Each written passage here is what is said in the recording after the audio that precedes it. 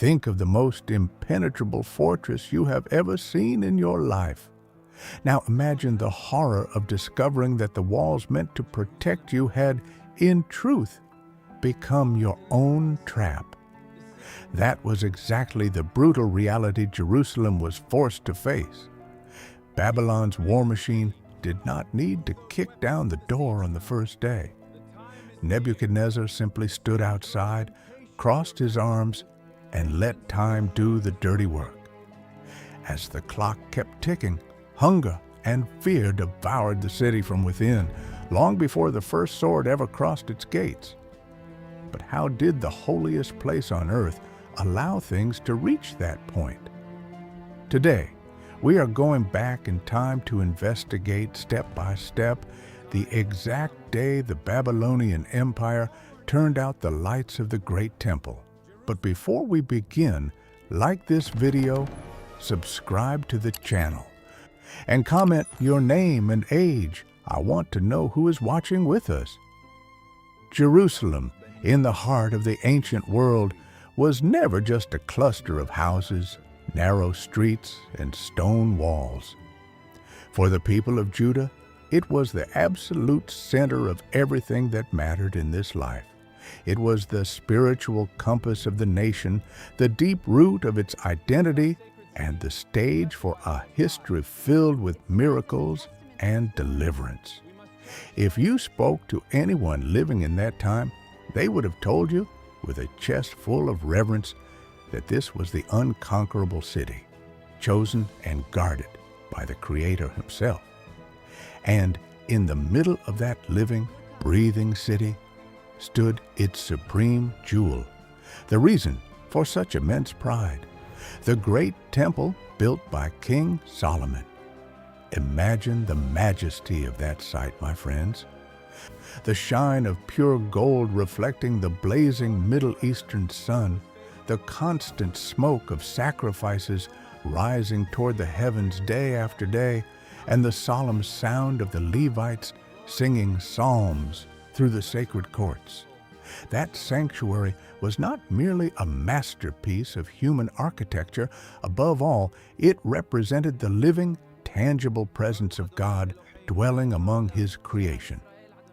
Because of this deeply rooted belief, the mere idea that Jerusalem could one day fall sounded like complete madness.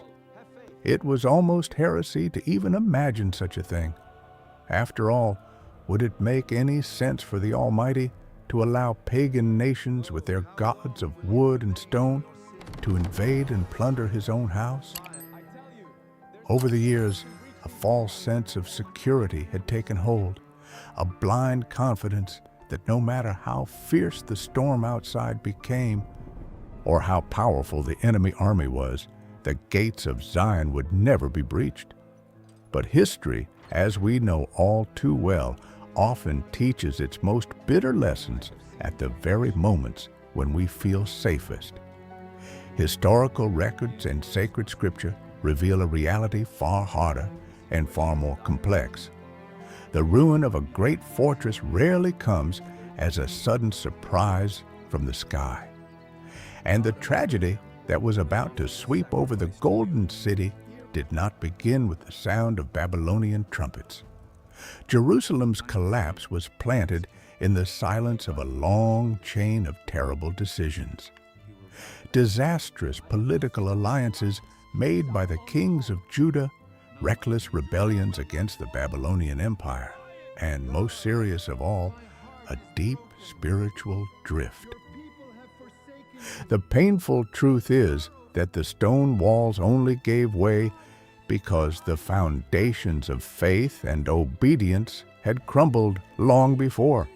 When Nebuchadnezzar's mighty army finally appeared on the horizon, the terrible and lengthy siege that was coming merely exposed a wound the city had been trying to hide. It is human nature to close our eyes to the signs before the real storm breaks. Long before the first soldier of Nebuchadnezzar tied his sandals and marched toward Judah, the sky above Jerusalem still seemed calm. The markets buzzed with merchants, Religious festivals took place right on schedule, and the people walked across the stone streets as if their nation would last forever. The city kept running at full speed, wrapped in the illusion that nothing could shake its foundations. But in the spiritual realm and in the corridors of the palace, the clouds were already dark and heavy. This would not be a silent ending, nor one without reason, because the Creator rarely acts without first sending warnings. And He raised up messengers, men who did not appear in the public squares to offer kind words or empty promises of comfort. The prophet Jeremiah, the loneliest and most anguished voice of that generation, walked those same crowded streets carrying an unbearable message. He saw clearly what the authorities refused to see. The problem approaching was not merely a political or military crisis. Above all, it was a spiritual collapse. Jeremiah warned for all to hear that corruption in the courts, oppression of the poor, and the dangerous flirtation with the idols of neighboring nations had rotted the soul of the people. The prophet also warned that the secret political alliances the kings of Judah were trying to weave with Egypt in the naive hope of stopping Babylon would become the city's own death sentence. But my friends, who wants to hear a painful truth when a lie feels so comforting? The response from those in power could not have been worse. The divine warnings were despised, mocked, and finally silenced. Jeremiah was labeled a traitor, dragged away, humiliated, and even thrown into the bottom of a dark pit. While the voice of truth was being muted, false prophets received the applause of the royal court. They sold the dangerous illusion that God would never allow His city to be invaded. They pointed toward Mount Moriah and repeated, "We have the temple of the Lord. The temple of the Lord will protect us," turning the holiest place on earth into nothing more than a good luck charm. What a tragic mistake.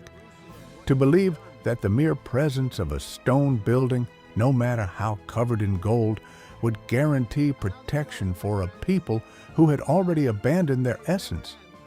And so, Jerusalem kept dancing on the edge of the abyss, deaf to the cries of warning, believing Babylon's fury was a distant problem that could be solved with a few more coins and false treaties. Until the rumors gave way to the sound of marching. The news brought by travelers began to change in tone. Neighboring fortresses started falling one after another. The dust raised by terrifying war chariots began to darken the horizon. That warning, once dismissed as the ravings of an old prophet, suddenly stopped being just a word cast into the wind. The threat took on a face, put on armor, and now marched relentlessly straight toward the city gates. When the Babylonian army finally appeared on the hills surrounding Jerusalem, the sight must have frozen even the bravest warriors of Judah. This was not just an armed detachment. It was the greatest, most disciplined, and most lethal war machine of the ancient world. Picture it, my friends. An endless sea of tents rising along the horizon, the blinding glare of bronze under the merciless sun, and the deafening sound of thousands of horses and war chariots taking position. King Nebuchadnezzar had not sent generals merely to frighten the city or demand tribute. He had brought the full weight of a monarch determined to wipe a rebellion off the map. But against every expectation of the terrified people, the furious frontal assault did not come at once. The catapults and heavy wooden battering rams, though they stood there in plain sight, horrifying to behold, were not launched against the gates at the beginning. Have you ever stopped to wonder why? The Babylonian commanders were veterans in the art of war, and they knew Jerusalem's defensive strength very well. They knew that ordering a direct assault against those thick stone fortifications would cost their own men a bloodbath. So, with the cold precision of those who ruled the world, they chose a calculating and infinitely crueler strategy. They laid siege to the city.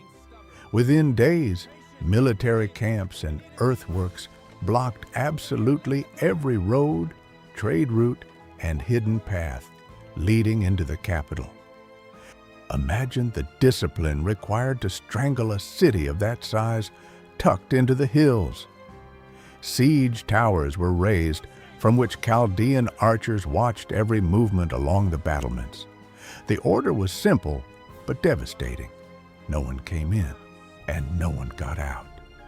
If a messenger tried to slip away under the cover of night to carry a plea for help, he was captured. If a farmer needed to bring grain to supply the markets of Jerusalem, he would find a wall of enemy spears waiting for him. From one moment to the next, the vibrant capital of faith, used to receiving pilgrims and riches from every direction, found itself completely trapped. It seemed like a lonely island surrounded by an ocean of swords and shields. What had once been a source of immense pride and undeniable protection, those towering stone walls now took on the terrifying shape of a prison with no escape.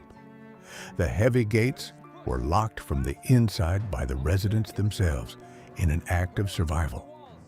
Yet it is precisely in this tense silence that the true torture begins. Nebuchadnezzar could simply sit and wait, because he had an ally far more lethal than any iron sword: time. Every day that passed without a battle at the walls was not a victory for Jerusalem. It was a slow sentence. The grain stored in the city's warehouses would not last forever. The wells had their limits. Outside, the Babylonian soldier rested, ate well, and waited patiently beside his fires. But inside, with every sunset, the pantry grew smaller, fear grew heavier, and the ghost of scarcity began to walk the streets. The enemy no longer needed to climb the walls. Time was already working relentlessly against everyone trapped inside. As the long months passed, the human landscape inside Jerusalem changed drastically. That early bravado, those shouts of encouragement coming from the walls during the first days of the siege, melted away beneath the merciless sun and empty stomachs. With no supply caravans coming in and no possible way out, the rich daily life of the city simply vanished. The markets, once filled with the fragrance of spices and the comforting smell of warm bread, became silent, dusty squares. Workshops closed their doors, craftsmen put away their tools, and the festive songs that had always marked the rhythm of Judah gave way to whispers of despair. Normal life, as they knew it and loved it, had stopped completely. My friends, how long can human dignity remain standing when hunger comes pounding at the door with such violence? Scarcity quickly became a cruel routine. The king's granaries, once packed to sustain long sieges, were scraped down to the last grain of wheat. Water rationing became so severe that the dry cisterns looked like cracked mirrors. The nobles, who once paraded through the city in fine linen robes and glittering jewels, now wandered the alleys like pale shadows of themselves. The accounts, preserved in the pages of history and in the biblical book of Lamentations, are enough to break anyone's heart. Some offered bags full of gold and silver for a single piece of stale bread. But what good is wealth when precious metal cannot fill an empty stomach? Money lost all value before the most basic and urgent need of life. And fear, fear spread like an invisible plague, poisoning the city's soul once and for all. It was not only the fear of the Babylonian enemy camped outside. It was the absolute terror of what was happening within. The solidarity that often binds people together in times of crisis began to give way to a primitive instinct for survival. Neighbors looked at one another with suspicion and resentment. The constant crying of children, which at first tore at the souls of desperate mothers, slowly turned into a frightening silence, simply because the little ones no longer had the strength to shed a tear. In the darkness of night, the only sound coming from beyond the walls was the echo of celebrations and campfires from Nebuchadnezzar's army, deliberately reminding the trapped people that the table outside was full while theirs had turned to dust. The famous and imposing walls of Jerusalem, however, were still standing, apparently untouched. The thick stones remained firm, stacked with the same mastery of the engineers from the days of the ancient kings. But human resistance was no longer the same. What good is a mighty shield of stone if the soldier's arm holding it trembles with weakness? The guards in the watchtowers could barely bear the weight of their own swords, shields, and armor. Disease, that inseparable companion of hunger and overcrowding, began crawling through the houses, taking lives the enemy's sword had not yet reached. King Zedekiah, trapped and isolated inside his palace, watched his kingdom collapse slowly, not from great military blows, but from pure, painful starvation. The great truth which many people forget when imagining ancient epics and battles is that the real fall of Jerusalem did not begin with the dazzling glow of a great fire. It did not begin with the terrifying sound of war machines smashing through the gates, or with the roar of thousands of soldiers storming the streets. It began in agony, in silence, and in darkness. The tragedy reached its climax through the deep and irreversible exhaustion of the body and spirit of an entire people. The city was not defeated in a single day of glory and blood. It was slowly emptied of its life, its hope, and its strength. From the outside, Jerusalem still tried to look like an unconquerable fortress before the world. But inside, it had already become a ghost city, waiting only for the inevitable final blow. It was almost 18 months of uninterrupted agony, my friends, a year and a half in which every sunrise brought less hope and more despair to faces hollowed by hunger and anguish, until the most feared moment in all the history of Judah finally arrived. On the 9th day of the 4th month, under the suffocating, relentless heat of the Middle Eastern summer, the sound everyone had tried to push away in their worst nightmares echoed violently through the valley. It was no longer just the constant hum of the enemy camp. It was the terrible, dry, deafening crash of stone splitting apart. After months of endless hammering from Babylonian battering rams, massive wooden trunks with heavy iron heads, the imposing wall gave way. Imagine the tremor shaking the ground beneath the city, the thick, suffocating cloud of dust rising into the sky, and the stunned silence that hung for one brief fraction of a second before absolute chaos swallowed everything. The breach was open. The fatal wound in Jerusalem's undefeated defense had been torn from top to bottom, and through that smoking hole in the walls came not merely an army of men, but a true avalanche of iron, fury, and destruction. The Chaldean soldiers, rested, shockingly well-fed, and burning for battle, poured into the narrow streets of the holy city like a dam bursting without warning. They flooded the alleys with a sea of spears and shining shields. The contrast in that scene was heartbreakingly cruel. On one side, elite warriors, ruthless veterans at the height of their strength and arrogance.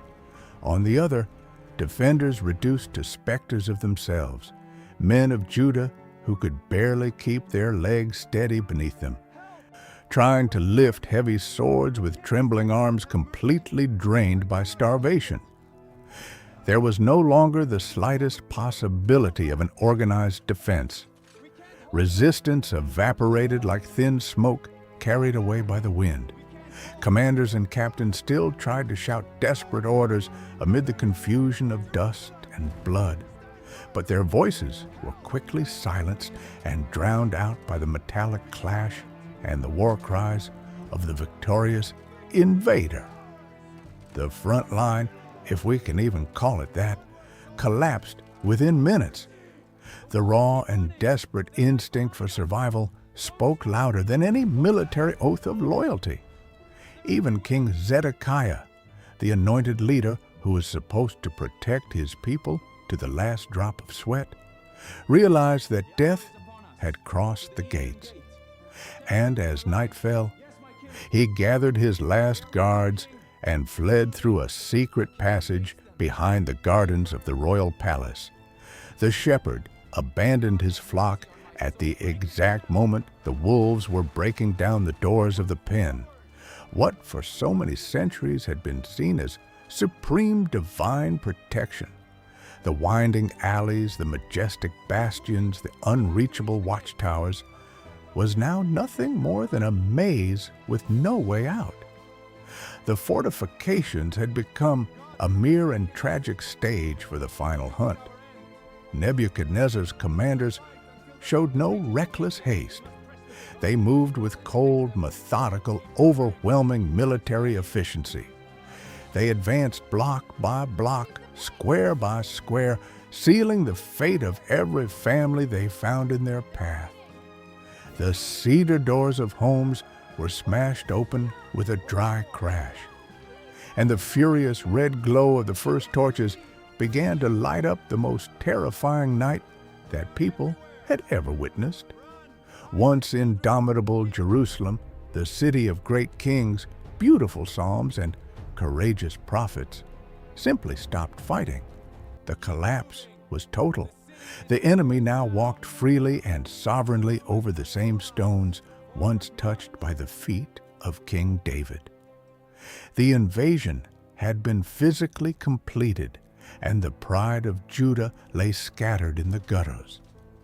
But Babylon's thirst for erasure had not yet been fully satisfied. The eyes of the invading generals soon turned upward, searching for the highest and brightest point on Mount Moriah. They were now marching with firm steps toward the sacred place no foreigner had ever dared to enter. The true and staggering climax of that night of tears and ashes was only a few yards away. After sweeping through the narrow streets, silencing the last pockets of resistance, and satisfying the first hunger for plunder, the Chaldean army finally marched toward the summit of Mount Moriah. There it stood, lonely and imposing, amid the chaos of smoke, the monumental Temple of Solomon. For the children of Israel, this was not merely a formidable building or a source of pride in ancient engineering. The temple represented absolutely everything. It was the unshakable heart of the nation, the anchor of faith, the exact point where they believed heaven itself touched the earth. Even with the city collapsing around them, many still clung to one last desperate hope. Deep in their weary souls, they blindly believed that once the cruel Babylonian invaders stepped into those sacred courts, they would be struck down by a lightning bolt of divine justice. After all, would it make any sense for the Almighty to allow impure hands, men who bowed before gods of gold and stone, to touch his Holy of Holies. But my friends, what unfolded in the hours that followed was the raw, naked materialization of Judah's deepest nightmare. The heavy gates of the sanctuary were not defended by chariots of fire or legions of angels. They were violently hacked open with axes. Foreign soldiers, still covered in the dust and blood of battle, stepped into the priest's courtyard laughing, their eyes blazing with pure greed at the sight of so much shining gold. The reverent silence that had lived in those corridors for long centuries was brutally torn apart by the harsh sound of pickaxes destroying the altars and breaking the sacred tables. And then, before the captive crowd, the impossible happened.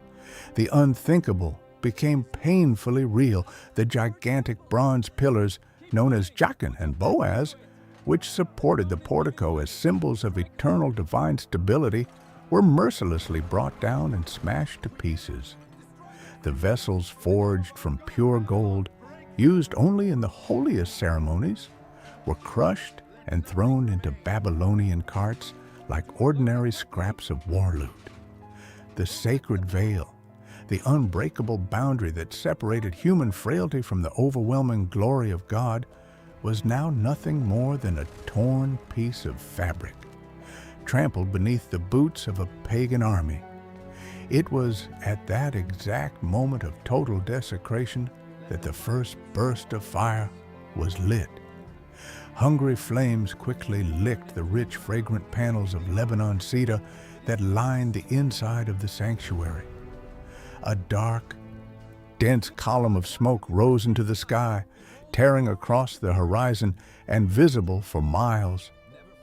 This was no longer the soft, pleasing scent of morning incense. It was the bitter, suffocating smell of the end of an age. The holiest place on the face of the earth was swallowed by flames. The indescribable glory that had taken Solomon nearly a decade to build was reduced in only a few hours to a sad and silent mountain of ashes, rubble, and charred stone. We could look at this immense emotional tragedy and ask, how could a disaster of such absolute proportions happen? Had God lost control? No, my friends, absolutely nothing. There was the result of some geographical or military accident. The temple did not fall because of bad luck. It fell as the harshest, most logical, and most severe consequence of everything that had come before. The Babylonian fire merely consumed the physical structure of a house whose very essence had already been emptied by its own people long ago. When Nebuchadnezzar's torches touched the sacred wood, the presence no longer dwelled within those cold walls. The physical destruction of the temple was only the final portrait, the thunderous echo of a spiritual collapse that had already destroyed the nation from within. When the last flames finally died down, after devouring every piece of wood and beauty on Mount Moriah, a thick cloud of ash covered what had once been the undisputed jewel of Judah. The dust slowly settled at daybreak, revealing a landscape that not even the most pessimistic prophet could have described without bitter tears. Jerusalem had not merely fallen, my friends. It had been methodically and cruelly emptied. What King Nebuchadnezzar ordered was not just a common conquest of territory. It was a brutal uprooting, a cold-blooded surgery meant to tear out the very soul, identity, and history of that nation. The Babylonian soldiers were not satisfied with the gold, silver, and bronze plundered from the ruins. They took the most precious thing that remained, the brilliant minds and strong arms of that people. And so, under the sharp points of Chaldean spears, the long, sad, humiliating march into exile began. Imagine the heartbreaking scene. Entire families tied to one another, dragging their feet away from the homes where they had been born. The elderly, who had once witnessed the glory of the temple on the great feast days, now looked back for the final time, with heavy eyes filled with tears. They knew deep in their chests that they would never again set foot on that blessed land. Young promises, skilled craftsmen, musicians, and priests who suddenly lost their altar. Thousands of lives, dreams, and family bonds were cut short right there, abruptly, dragged away by force to serve a foreign empire in distant Babylon. Behind them, in what remained of the city, only the poorest, the weakest, and the forgotten farmers were left, abandoned there by the invading generals merely so the land would not be completely swallowed by wild vines. But in practice, the once great Jerusalem became a vast and frightening skeleton beneath the open sky. To walk through those streets now was to step on memories turned to ash. Where the lively murmur of markets had once been heard, where children once played in the squares, where the sacred sound of harps once echoed, now there reigned an absolute and deafening silence, a heavy, icy silence that hurt the ears and crushed the soul. The wind blew through the charred windows of destroyed homes, whistling a lonely lament, and there, in the middle of that immense and terrifying desolation, one single question hung in the air, suspended above the still smoking ruins. A question that would torment the heart of that people through all the long 70 years of captivity that were still to come. How could something so great, so essential to the life, faith, and history of thousands of people come to such a tragic and absolute end? The fallen stones of Jerusalem could no longer answer, but their terrible silence would leave behind an unforgettable lesson, echoing through the centuries until it reached our own day. As we look back at the smoking ruins left behind by Nebuchadnezzar, we understand a harsh reality, my friends. The destruction of Jerusalem was not the fatal blow of one dark afternoon. It was not an isolated event, a twist of fate, or a mere military misfortune. From beginning to end, it was a process, a long and methodical process that began long before the first tent of the enemy camp was ever raised around the city. The true collapse did not happen when the wooden battering rams crushed the gates. It began and grew day after day in the complacent silence of ignored decisions. It gained colossal strength the moment divine warnings were dismissed and the voices of the prophets were smothered by arrogance.